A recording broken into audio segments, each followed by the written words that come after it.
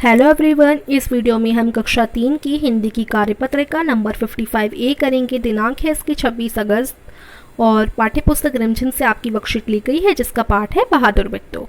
अब देखिए, ये आपका नया पाठ शुरू हुआ है। इस पाठ की लिंक मैं आपको दे दूंगी डिस्क्रिप्शन में। ठीक है बच्चों, पाठ बहुत मज़ेदार है, बहुत अच्छी कहानी है इस पाठ की, बहुत ज़्यादा मज़ा आएगा आप लोगों को।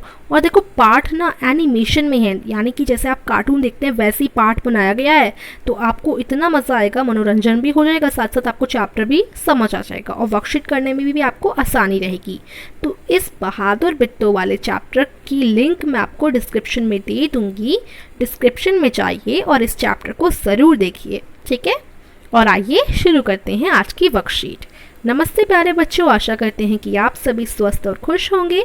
बच्चों, आपको याद है पाठ बहादुर बिट्टू में बिट्टू ने कैसी अपनी सूझबूझ से गाय और बैल को बचाया?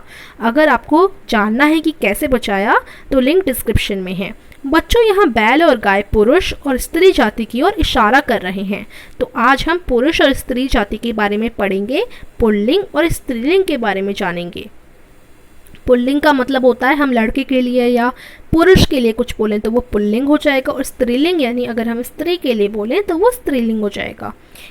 पुल्लिंग देखो, संज्ञा के जिन शब्दों से पुरुष जाति का पता चलता है वे पुल्लिंग शब्द होते हैं, और स्त्रीलिंग यानी संज्ञा के जिन शब्दों से स्त्री जाति का पता चलता है वे स्त्रीलिंग शब्द होते हैं। अब देखो, स्त्रीलिंग पुल्लिंग भेद हैं, मेरे अभ्यास करो तुम शाम सवेरे, स्त्री पुरुष का भेद बताऊं तभी तो बच्चों लिंग कहलाऊं। यहाँ आपको एक छोटी सी कविता दे रखी है, इससे आपको ये याद हो सकता है कि पुल्लिंग यानी पुरुष जाति और स्त्रीलिंग यानी स्त्री जाति। अब देखिए, पुल्लिंग और स्त्रीलिंग का मैं एक उदाहरण आपको दूं तो देखो, पुल्लिंग हो जाएगा लड़का, स्त्रीलिंग हो जाएगी लड़की, है ना। अब आइए आगे बढ़ते हैं। पुल्लिंग यानी राजा, स्त्रीलिंग रानी, तो बहुत सारे एग्जाम्पल होते हैं। इसी के आधार पर हम प्रश्न 1 देखेंगे। बच्चों चलिए नीचे डब्बे में दिए गए शब्दों में से सही शब्द चुनकर खाली जगह में लिखते हैं और फूलों को सही लिंग वाले शब्दों से सजाते हैं। तो यहाँ इस फूल को हमें पुल्लिंग से सजाना है, इसको स्त्रीलिंग से सजाना है। तो पुल्लिंग शब्द कौन कौन से हैं यहाँ से छाटिए आप लोग।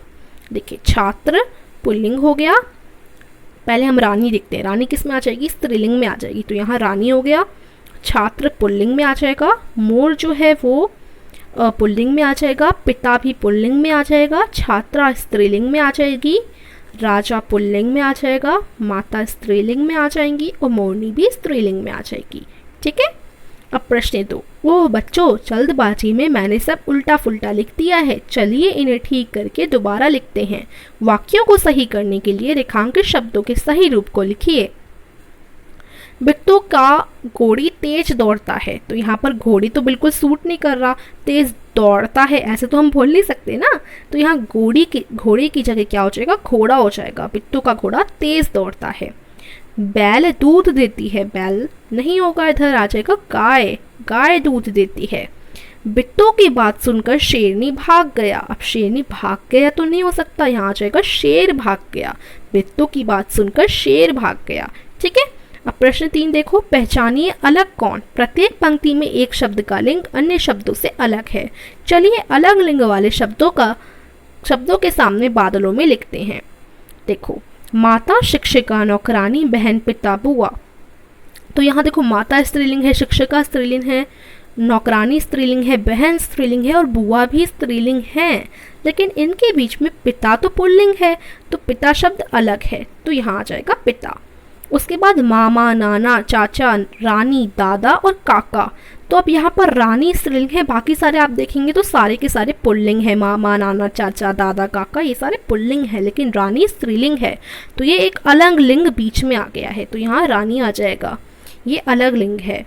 शेरनी, मोरनी, हाथिनी, गधा, चुहिया, बाघिन। तो यहाँ पर गधा सबसे अलग है, गधा एक पुल्लिंग शब्द है, तो ये गलत है, यहाँ पर गधा आ जाएगा। ठीक है, गधा पुल्लिंग है वो बाकी सारे स्त्रीलिंग है, तो गधा सबसे अलग यहाँ पर बीच में है, तो यहाँ आ जाएगा गधा।